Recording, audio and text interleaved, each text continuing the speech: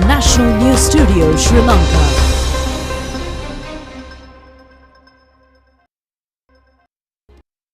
To you live from the National News Studios, this is the National News Broadcast. I am Malsha Dharmawardana together with Charita Minipurarachi.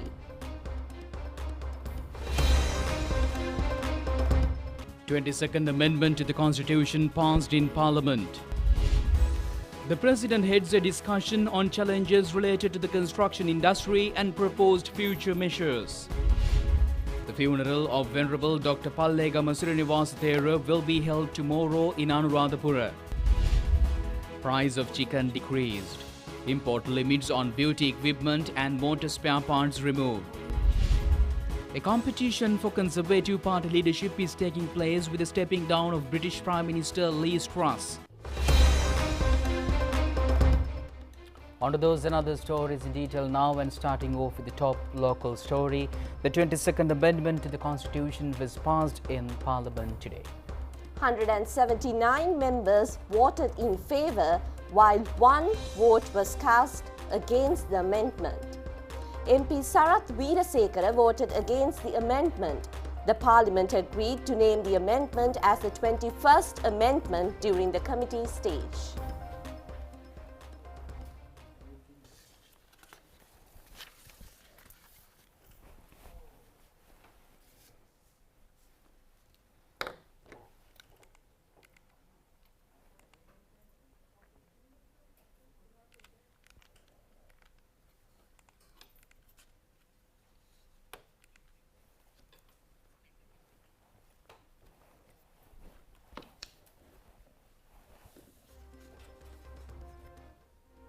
Government and opposition members expressed their views during a debate in Parliament today on the 22nd Amendment to the Constitution. Prime Minister Dinesh Gunawardena said that all those who are elected to Parliament do not become ministers or deputy ministers. Therefore, political machinery should be changed, enabling other members to work as usual. Another reform is to implement the Executive Council system. During the past 3 months, the President and the Cabinet made all efforts to solve the economic crisis. Issues related to gas, electricity and fertilizer are being methodically solved. Maha season will be the victory season of the farmers. Meanwhile, initial steps have been taken to make changes in the political machinery.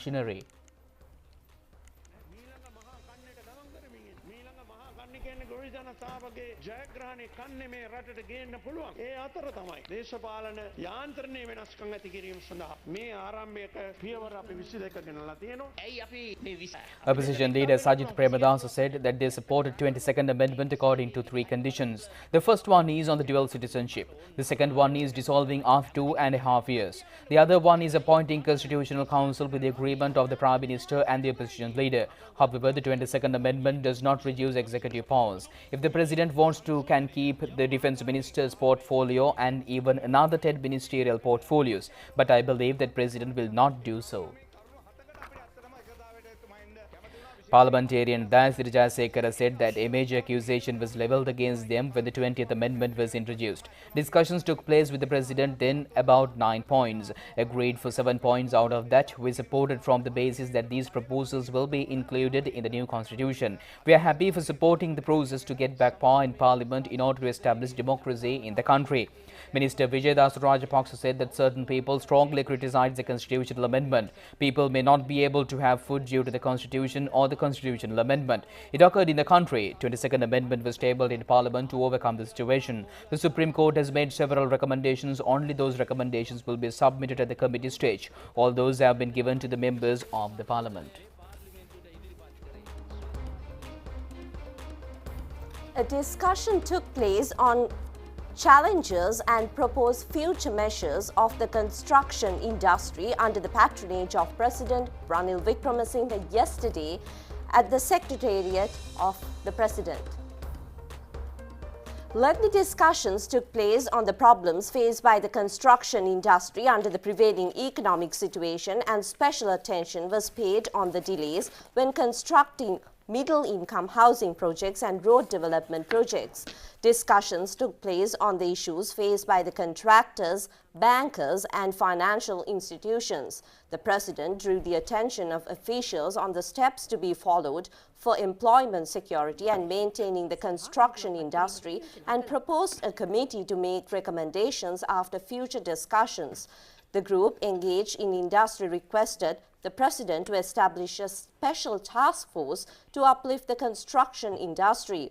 Minister Bandula Gunawardena, State Minister Lasantha Alagiyawanna, President's Head of Staff Sagala Ratnayaka, President's Secretary Saman Ekanayaka, President's Senior Economic Advisor Dr. R.H.S. Samaratunga and heads of organizations in construction industries attended in the discussion.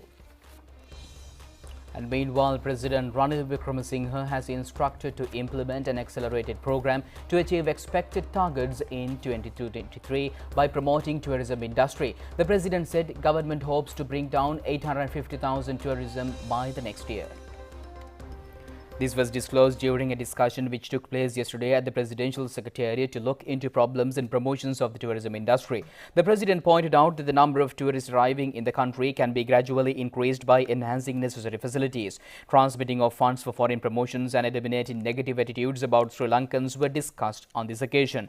The tourism industry has been affected due to the increased charges when landing foreign aircraft. The President instructed his Chief of Staff Sagala Ratnayaka to prepare a methodologically soon to solve the issue.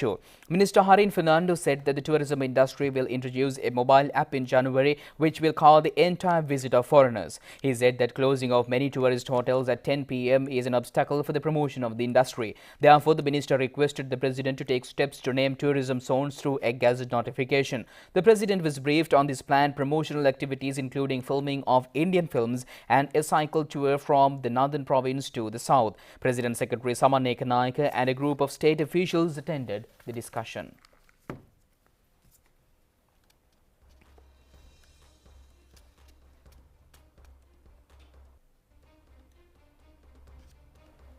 Meanwhile, Prime Minister Dinesh Gunawardena says that everybody should make a determined effort to overcome the present crisis.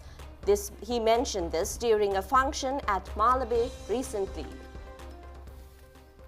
Prime Minister Dinesh Gunawardena distributed some essential equipment to people in Malabar area through his decentralized fund. The ceremony was held at Ashokararame Temple in Malabar.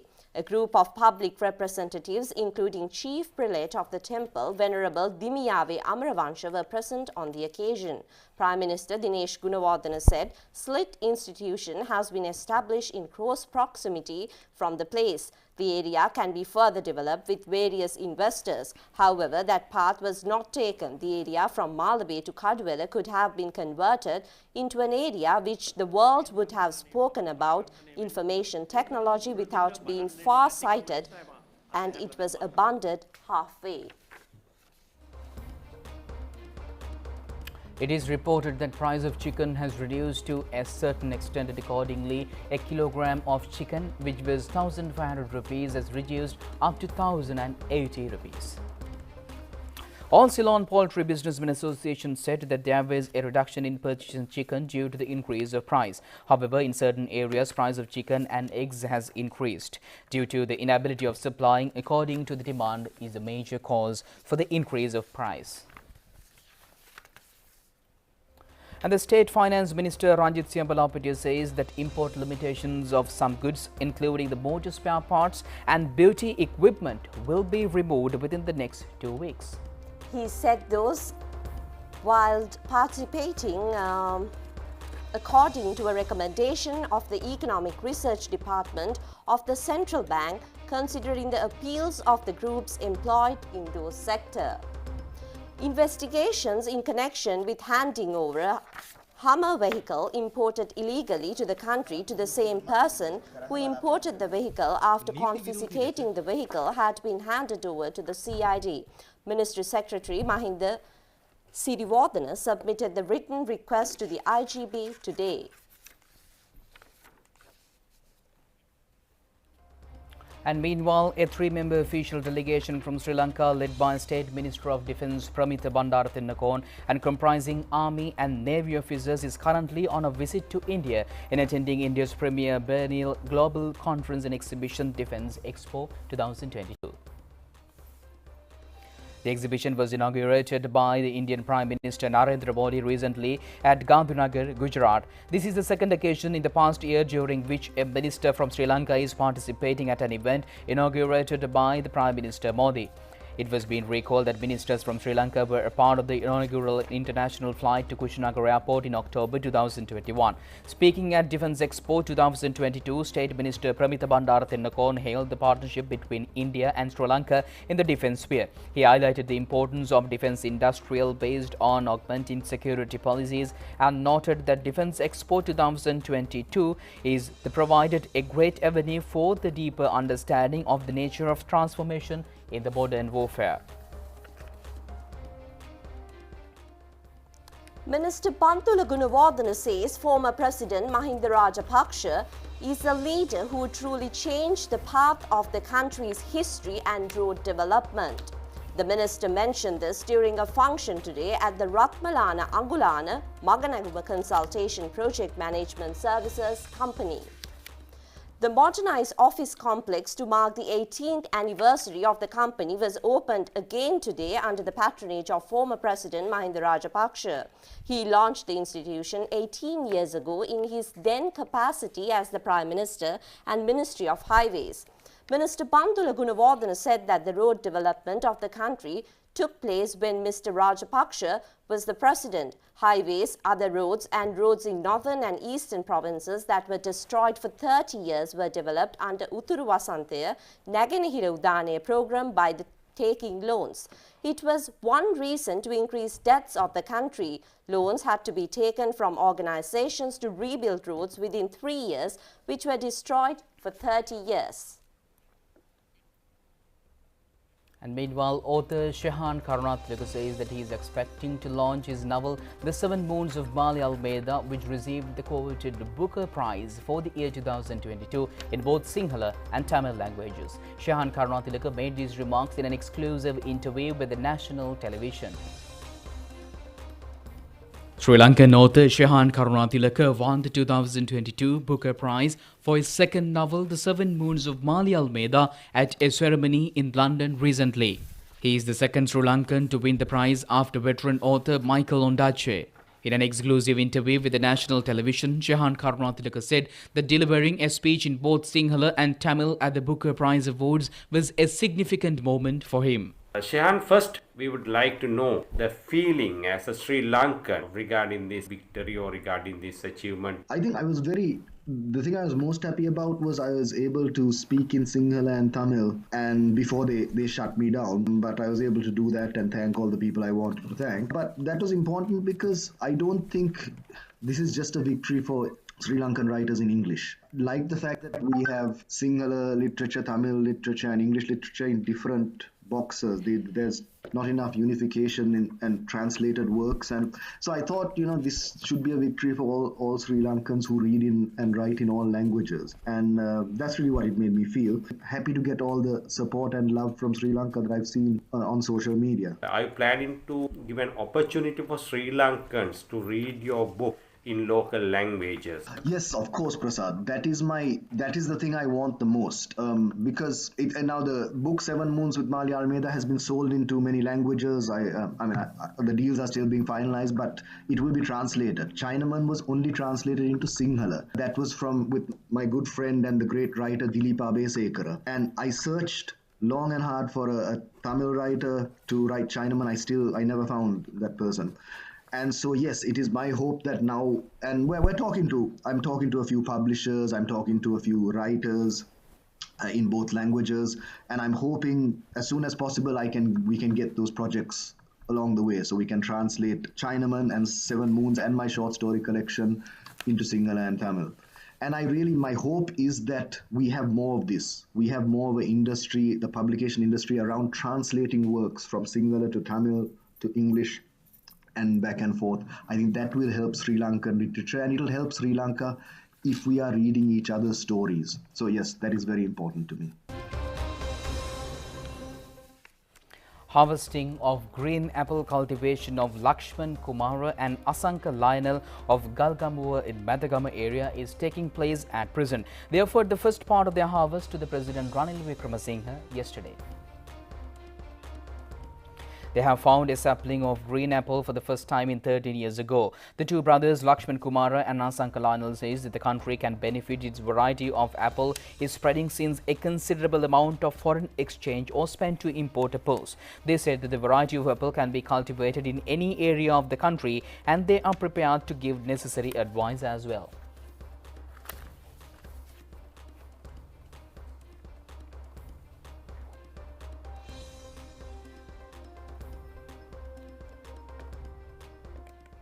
A program to introduce Miss Tourism World International Final with the participation of 80 tourism beauty queens representing 80 countries took place recently at Cinnamon Grand Hotel in Colombo. The ceremony took place under the patronage of State Minister Diana Gamage. It is expected that the pageant will promote tourism industry which will provide a solution to a certain extent for the economic crisis faced by the country. At present, many guests, including Miss Tourism of Spain, attended the function.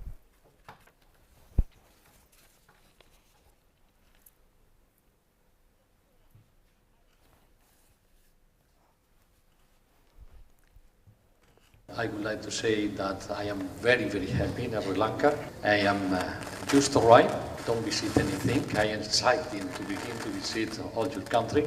And I can say you maybe only one thing interesting for you. In Spain, everybody talks about this country, everybody.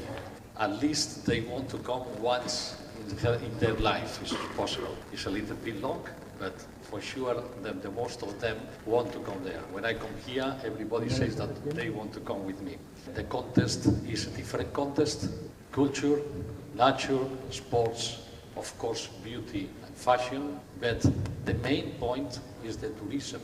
Everybody in Spain talks about this country, the people, the travel agencies, about tourism. Sri Lanka is very important, this contest for tourism. This is the speciality. This is a milestone for Sri Lanka, and as a matter of fact, there was 80 countries, and I think we had a good fight, I would suppose to say, at the end, to take this pageant to Sri Lanka. It's the 75th Miss Tourism World, and I'm very proud and very honored to be the State Tourism Minister when this happened, and actually we had to fight to get it for Sri Lanka, thanks to everybody and every other country in the world who have had their and placed their trust in us. So, and the 80 countries we are planning on who's going to participate in this event. So it's going to be a big event, quite a huge event. As I said, it's a milestone for Sri Lanka. And as I always say, Sri Lanka, a beautiful heritage, a beautiful country, a beautiful weather, a beautiful culture, and also beautiful hearts, the Sri Lankan people. Moving on to the more local stories, the University of Sri Javardhanapura is committed to the environment well-being of the country, such as implementing of carbon-neutral projects spearheaded by the Centre for the Sustainability of the Department of Forestry and Environmental Sciences. The project aims to make University of Sri Javardhanapura the first carbon-neutral university in South Asia. The University of Sri Javardhanapura has voluntarily disclosed greenhouse gas emissions from 2019 and had verified in accordance with the ISO 14064. The university reports that requirements for the ISO 14064 has been successfully met with regards to the GHG emission for the academic year 2019. This is regarded as a huge achievement of the road to neutrality, combined with multiple other CFS projects, bringing the university close to in settling of all its emissions.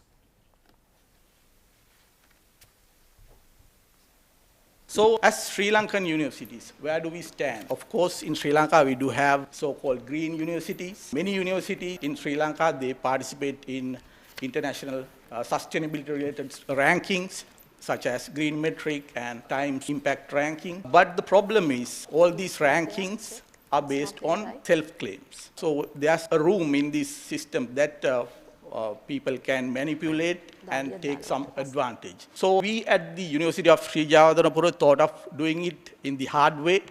So we thought of improving our environmental performance in accordance with an internationally accepted standard, that is ISO 14064. So that claims that we make, nobody can challenge because this endorsement comes from an independent body. So that's why we thought of going for an independently verified claim. We went exploring different ways of getting this ISO 14064 certification, and we launched a program to systematically report the carbon emissions in the university. So we started up with a series of awareness workshops targeting both academic and non-academic community, and then we set up a carbon management team which comprised members from both academic as well as non-academic members, which represented all the key divisions in the university. And then we also introduced a carbon calc system, which is a web-based software, a tailor-made software we have introduced, where our carbon management team members can enter their emission data of their respective divisions into this system. And this entire process was coordinated and managed by the team at the Center for Sustainability. I think in the latter part of 2021, we went for the independent audit with the support of all the faculty members as well as our non-academic staff members. And here we are now at the verge of being crowned as first South Asian university to achieve this ISO 14064-1 certification.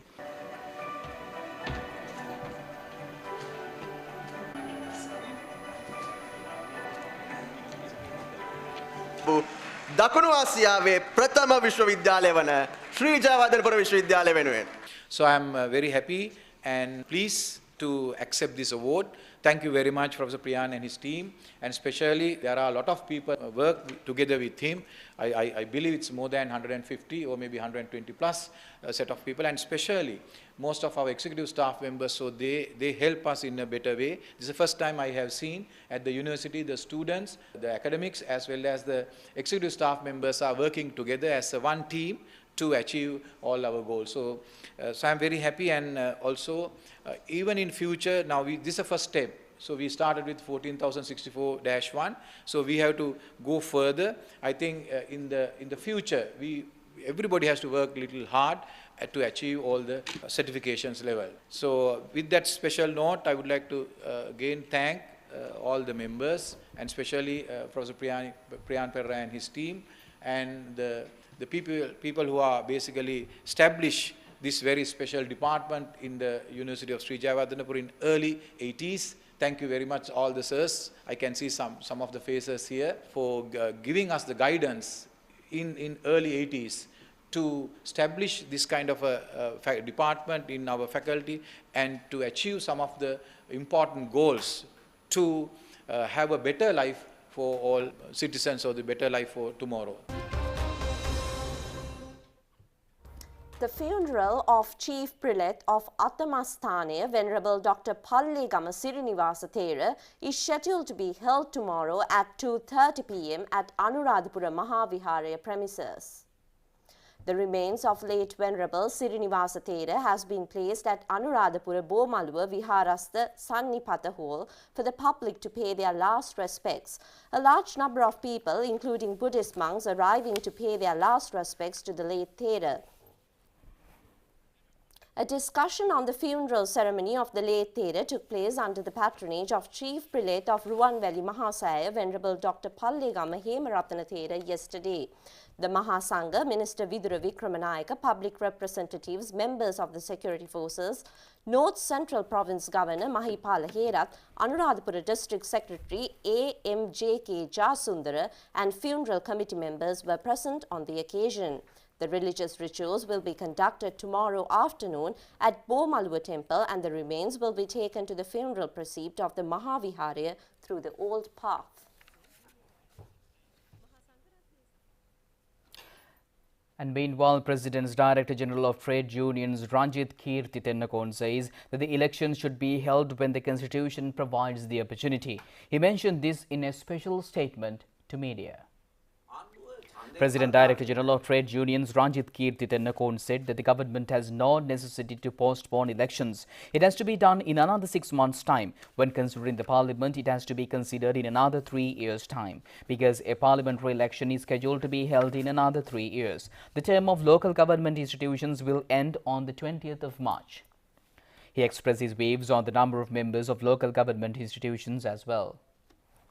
President's Director General of Trade Unions Ranjit Kirti Tennakon said that the experts on elections, politicians and people believe that the number of members are too much. A large amount of money has to be paid for their salaries and allowances. Only 8 local government institutions are capable in paying their salaries and allowances, which is a wastage of money. It is important to reduce the number of local government members from 8,711 to 4,000.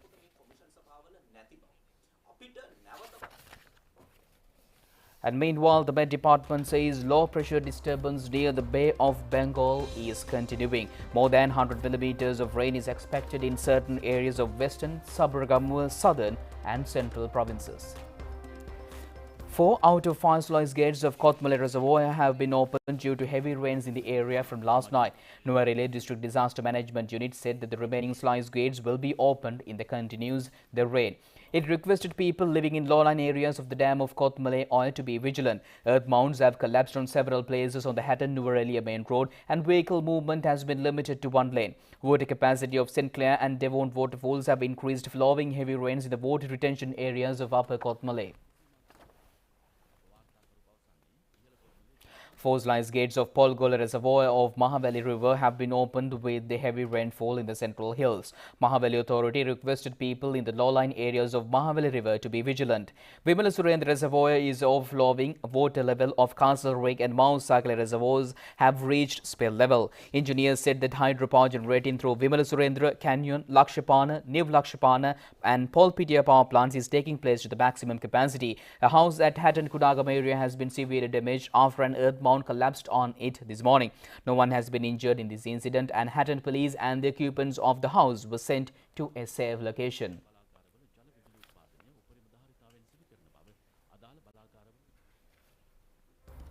Stay tuned for international news after this break. Dengue රෝගයේදී උණ හිසරදය ඇඟපත වේදනාව ඇති වෙන්න පුළුවන්. උණ අඩු කිරීමට පැරසිටමෝල් ඖෂධය පමණක් භාවිතා කළ යුතුයි. උණ දිගටම පැවතුනහොත් 3 වන දිනේදී වෛද්‍යවරයෙකු හමු වී රුධිර පරීක්ෂාවක් කරගත යුතුයි.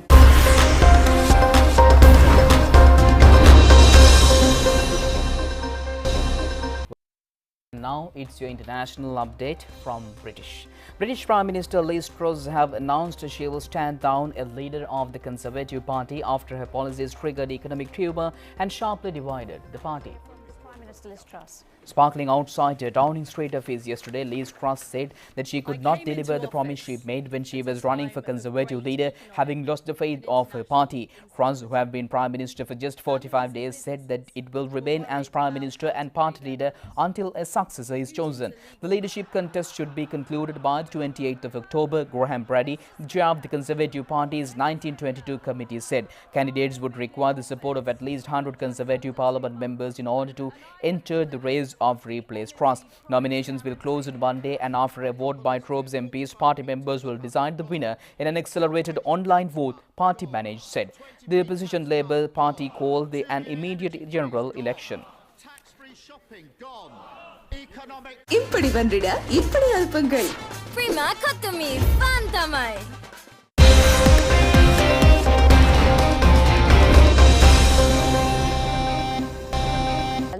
Your sports news, and it's from the world of cricket. The T20 World Cup, and Ireland and Zimbabwe were qualified for the Super 12 round from the B group in the T20 Cricket World Cup. Accordingly, Sri Lanka will play against Ireland, the first match of the Super 12 round. The match between West Indies and Ireland took place today at the Hobart, Australia. Batting first, West Indies scored 146 runs for 5 wickets in 20 overs. Brandon King was unbeaten on 62. Greater Delhi took 3 wickets. Chasing a target of 147 runs, Ireland won the match by 9 wickets. Paul Stirling was not out for 66, and accordingly West Indies team had to leave the T20 World Cup series. ජයග්‍රහණය සඳහා ලකුණු 147ක ඉලක්කයක් හඹා ගිය අයර්ලන්තය කඩලු 9ක් අතතිව ජය ලබා ගත්තා. Paul ස්ටියලින් නොදෙවි ලකුණු 66යි. ලෝකන් ටර්ක නොදෙවි ලකුණු 54යි. ඒ අනුව බටහිර ඉන්දිය කොදෙව් කණ්ඩායමට 2020 ලෝක කුසලාන ක්‍රිකට් තරඟාවලියෙන් ඉවත් වීමට සිදු වුණා.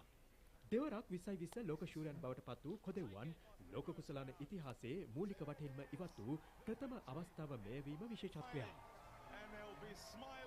The second match of the B group was played between Scotland and Zimbabwe. Batting first, Scotland scored 132 for the 6 wickets in 20 overs. George Munze scored 54 runs. Chasing a target of 133 runs, Zimbabwe won the match by 5 wickets. Captain Craig Irvine scored 58. Accordingly, Zimbabwe was qualified for the E-Super 12 round series. George Munze ලකුණු 54යි. இப்படி வந்திட இப்படி அல்பங்கள். Prima කොතුමි fun තමයි. With that, we conclude tonight's news on Rupavahini. Join us tomorrow at the very same time. Good night. Good night.